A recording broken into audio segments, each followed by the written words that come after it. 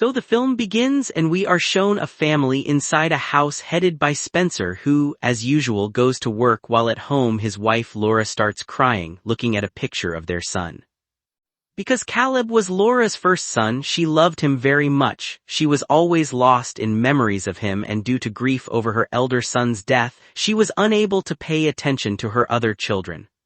When Ujir appears, a man named David arrives there who tells Laura that he was Caleb's colleague and also informs her that when Caleb died he was with him, and at that time Caleb told him some things.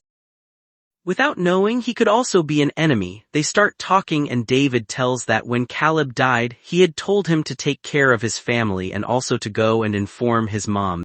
Hearing these things, Laura becomes even more emotional and tells David that she wanted to come much earlier, but the operation in which David almost died also left her severely wounded and to save her life. He goes near some pictures hung there and shows Laura that in one of the pictures sent by Caleb he was also standing with Caleb. After talking for a while, David prepares to leave, but Caleb's mother stops him.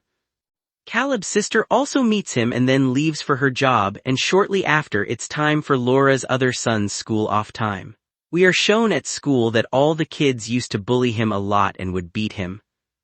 Anyway, when he comes home he gets disturbed to see David there. Spencer also comes home and scolds Laura for allowing someone inside their house like that.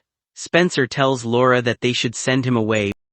Seeing the marks on his face, he understands that someone had beaten him today. Now it's night again and we see Anna once more. This time Anna was with her friend and tells him about David, how her mom had kept him at home. After talking a bit more, Spencer starts trusting him and tells him about his job where his salary was quite low, and now instead of his promotion, a new man has been hired, so his promotion's chances. Day by day, their financial condition was deteriorating. David often listens to Spencer and understands him and also comforts him. Spencer feels as if his elder son is consoling him, and because of such talks and nature. One reason for lockdown was also that David had told them he was new in town and had nowhere else to stay. The next day, David takes Luke to school himself. They had gone once and there David bought drinks for his whole group. The boys got angry and threw the drinks on David. They just wanted to bring out David's inner anger. He defeats his bullying group and they return home. Upon returning, Laura was quite upset with him because he took a long time to come back and also his condition didn't seem good. And she even forgot what she was angry about. This time Anna was getting ready to go to a party. Laura tells Anna to take David to the party as well. When Anna asks David, he agrees. They were just talking when a boy arrives to bother Anna's friend and David teaches him a good lesson. From that one act, David became the favorite of Anna's whole group. These people enjoy the party. As they were leaving the party, David follows her and encourages her. In the car, they were listening to music and David also compliments the music, and Anna happily says she composed this. He composes new music for sure. They spend the whole night working on it, and in the morning when they wake up, they see David speaking intensely with someone. They try to secretly listen from outside the window, and she remembers that at the party yesterday he was talking to a weapons dealer, which makes her completely suspicious of David. She first calls the military officer and asks questions about an officer named David. After checking the database, Anna is informed that David is indeed a military officer. Hearing this, Anna becomes somewhat more confused because where she suspected he might be some imposter, it turns out he was a military officer. Everything he had told was true, but then what happened? The story goes to the defense office. When Defense High Command learns about Anna's call, they immediately head towards Anna's house. Soon we learn that David takes weapons from smugglers he met at the party. After taking the weapons, he brutally kills those two people and at the same time another defense operation at night. Hearing this, Anna's doubts vanish because the man she was living with was indeed an impersonator and her suspicion was correct. To inform her mom, Anna is about to go out but she sees her mom's date already there. But they were confused because the way their desires were fulfilled was a bit strange. Apparently, the man whose actions stopped their dad's promotion was found dead at his home with his girlfriend.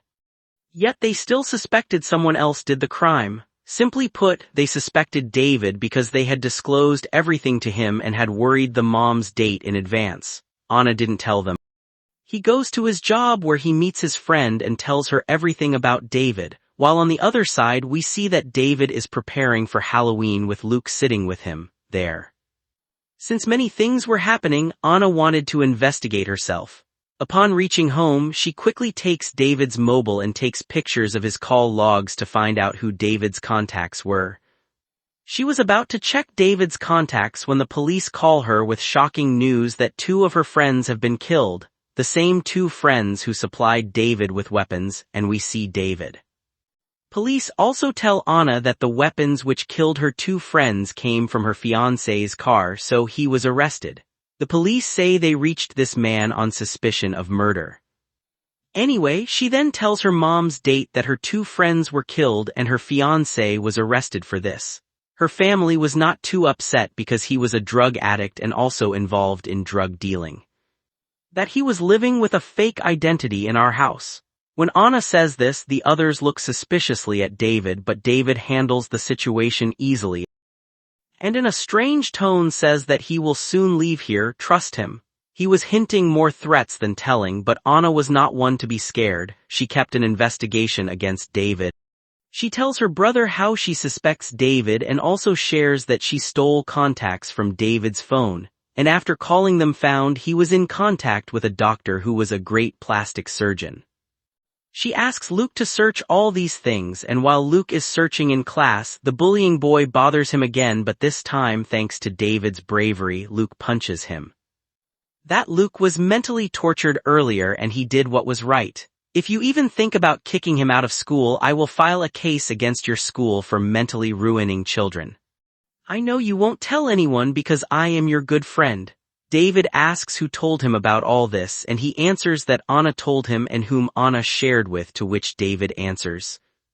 Just as David was coming out, he got scared seeing those people, and the military started firing at him immediately as well. At that time, he also had weapons and tried shooting those people with both hands and took Laura inside to protect her. Laura was now scared of David. She was about to scream when he shot Laura as well. He also knew David was there, so he shot him while going, killing him in the moving car. It turns out the person chasing David had punctured the tires of David's car. He took another man's car and left for Anna's hotel where she used to work. We see that Carver had already come there to capture Anna and he takes Anna with him. By the time David arrives, he was killing everyone who saw him, trying to wipe all evidence of his presence. He quickly goes to Rio's school while we see Anna and Carver also heading toward Rio's school. David was no longer just a man or military officer. Due to a terrifying U.S. military experiment, he became a superhuman.